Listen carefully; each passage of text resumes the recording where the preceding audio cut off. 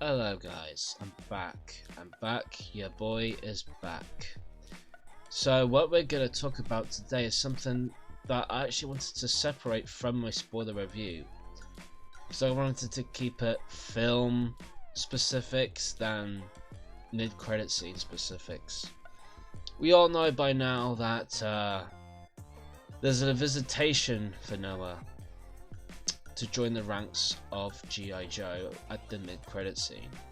And if you haven't seen the film and you've just basically spoilt it for yourself, you have every obligation to continue watching this video. But if you don't want to spoil it for yourself, pause and come back after watching the film, especially the mid-credit scene.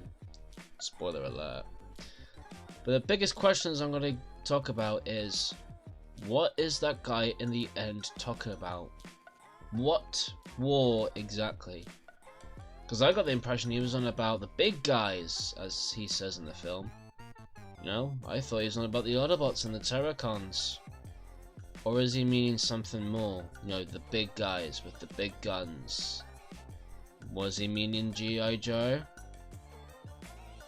Is Sector 7 getting replaced by G.I. Joe because it's a reboot? We'll have to find out. Stay with me, guys, and we shall get down to this. Let's roll. Now, I've just noticed that Bumblebee's watching also. The big question is, does Noah join the G.I. Joe?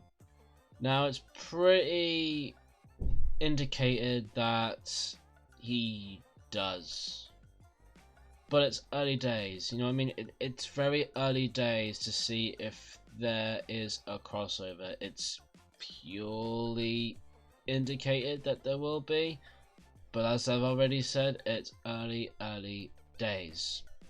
So what do we know?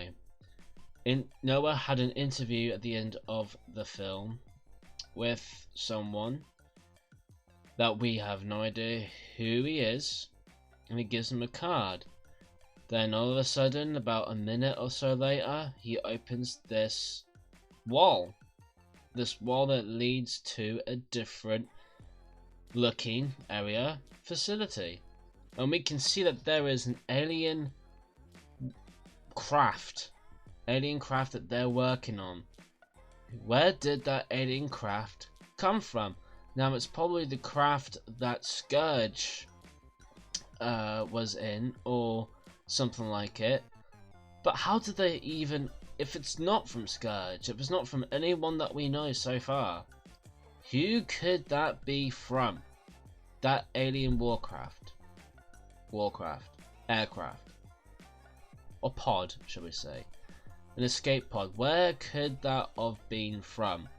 Now, the fact that this guy talks about a war, clearly he's not on about the Autobot Terracon war. He's not on about that. He's on about Cobra and G.I. Joe. But where is Cobra at this point? Cobra could have known about the Terracon's plans, and no, I'm sure they had technology to search for energy beacons and everything, but why didn't they attack? Why didn't G.I. Joe attack? Obviously, it's the story, it's how the story goes, you know, it's based around the Terracons and the Autobots and the Maximals. So they didn't want to put too much in, but let's just use our own imagination here. Why didn't they attack? Why didn't G.I. Joe attack? Why didn't G.I. Joe intervene? It is the planet after all. But how could someone be so calm to talk about where Noah was, when Noah didn't even mention he was in Peru? Does this guy know that these Cybertronians exist already? Because he seemed pretty chilled about it.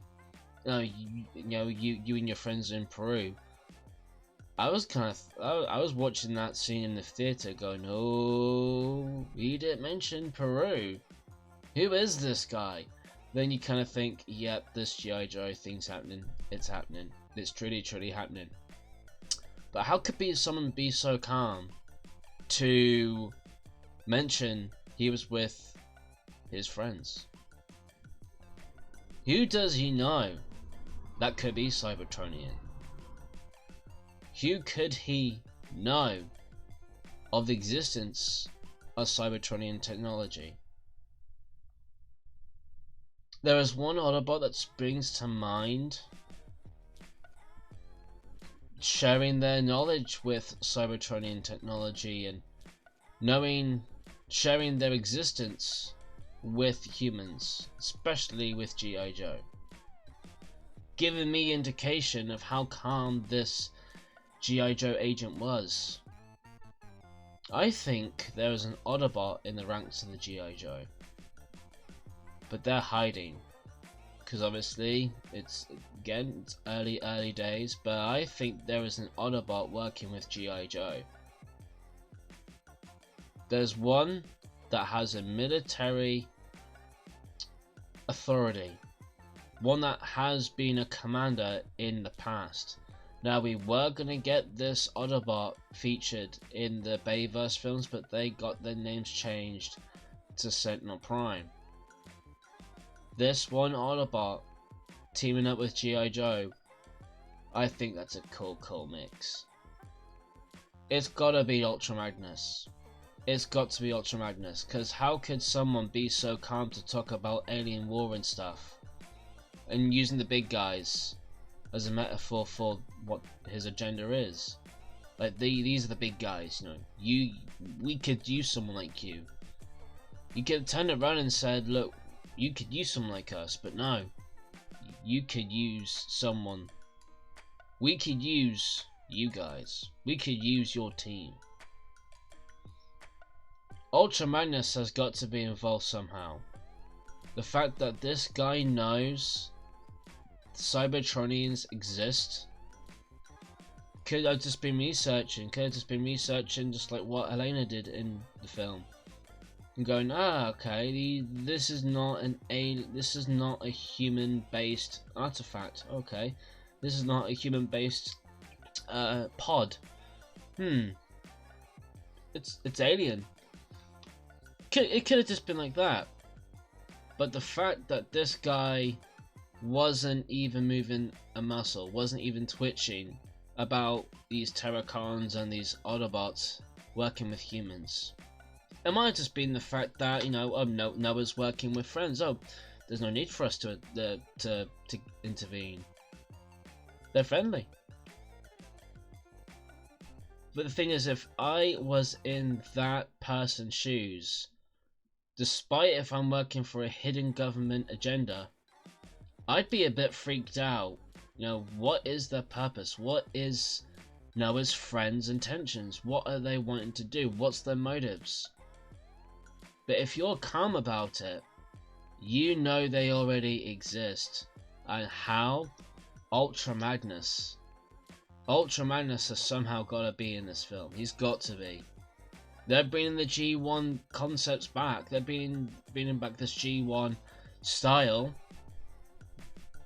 Ultra Magnus has got to be in this film. He's got to be. He's got to be. Oh well, we'll see. We'll see. We'll see. The next bit is bugging me, and I'm sure it's bugging you as well. Where's the Decepticons in all this? Where are they? Are they hiding? Are they searching through the galaxy trying to find the Autobots? Because after all, Bumblebee stopped Shatter and Dropkick from sending a message to the Decepticons that their base will be on Earth. But he's bound to know. Megatron's bound to know now, because of maybe an energy surge on Earth, because of the transport keys, or maybe something bigger. Now, there is a few I think they're fan-made sequel titles to Rise of the Beasts. You got one that's about the Golden Disc. You got one about the Chaos of Unicron. If this is a Unicron trilogy, I cannot see a G.I. Joe film happening. I just cannot see it happening, because there'll be too much going on. It would be cool, but you gotta roll the dice. I mean, sorry, you can't just roll the dice and just see how it happens. You gotta think about it strategically. Use correct methods. But the big thing that I have to ask is, where's Megatron? Has Megatron already teamed up with the Cobra Commander? Are they waiting? Are they just waiting for the right time to strike? It all depends on the next film. It all depends. Will Noah join G.I. Joe? Has he already joined G.I. Joe? And the biggest thing that I have in my mind is, how did Mirage even get rebuilt? Because obviously he didn't die, but he was badly damaged. His arms and his legs were shot off by Scourge. How did he come back to being this scrap-looking Porsche? How did he? There's no mechanic. There's no medic. Well, unless it's Wheeljack, because Wheeljack's kind of like the brains and the sort of like medical. You could say he's a brainy person. He's the nerd of the group. Did Wheeljack heal Mirage? Did he heal Mirage? Or did a greater force heal him? Did a greater force repair him? But only Cybertronians, only a certain person, a certain Autobot could repair Autobots, could repair any Cybertronian. And I'm not even talking about Ratchet. I'm not even talking about Ratchet. Maybe there's a greater force out there that can repair Cybertronians because they're probably trained with Cybertronians. It's a mystery. It's a real big mystery. But back to Megatron and the Decepticons. They're bound to come back in the next film. They have got to come back now. We haven't had 2 films with them, excluding Bumblebee, of course. But we mainly haven't had a lot of Decepticons. We haven't seen Megatron. We haven't heard Megatron's voice. And I'm just waiting for that end credit scene to spoil Megatron. I'm waiting for it. Are you waiting for the Decepticons to appear? Because I am. I'm waiting for them. What is Megatron doing? Where is he? What's his plans? Is he already teamed up with Cobra Commander? Is this the next setup for the crossover? Because in my own opinion, I think I'd rather wait for a G.I. Joe film, then possibly make a little small cameo at the end of the film, linking to cross these 2 franchises together. It's gonna be difficult. I think in the next film or so, it's gonna be very mysterious. It's gonna be very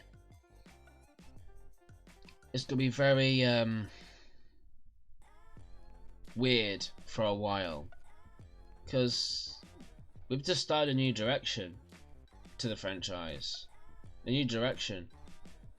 But to bring G.I. Joe in this early, I don't know. Let me know what you guys think. Let me know what you think about this whole thing with G.I. Joe crossing over Transformers, because I'm a little bit reluctant. Now, if you show me Snake Eyes, boy, I'll watch it. Snake Eyes is my favourite G.I. Joe character. And to be honest, there's not a lot of people that liked the original standalone film for Snake Eyes. I enjoyed it. You know, but of course it didn't do too well in the box office. It didn't do too well. But you know what? These films in the next 4 to 5 years might make up for it. I'd like to see that character that played Snake Eyes. I'd like to see him in these ones. I'd like to. It wouldn't make sense to bring someone else to play Snake Eyes when you already had someone recently play Snake Eyes. So I'd like to have that actor come back as Snake Eyes. You know, I'm a bit confused. I'm not. I won't say I'm confused. I'm a little bit reluctant for this. It just seems too early. I know I've already said this a few times, and if you have made it this far, do put in the comments, Steph, you're doing it again. You're repeating yourself. You're doing it again. Or if you have passed this line, just say Snake Eyes. Type in Snake Eyes so I know where you are in the duration of this video. Sector 7. Now, for the last trilogy, quadrilogy, we've had nothing but Sector 7 in number 1, which is till 2007. We've had it mentioned in Transformers 2. We kind of had it mentioned. No, we didn't have it mentioned in Transformers 3. But we had it mentioned in Transformers. Yeah, we did have it mentioned in Transformers Dark of the Moon. How could I not remember? That's my favourite one.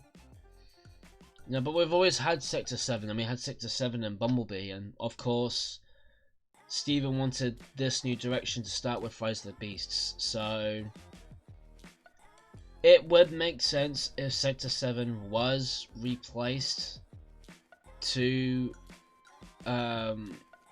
step aside and bring G.I. Joe into it. If G.I. Joe does make an appearance in the next Transformers film, it would make sense to replace them with Sector 7, because to have two hidden government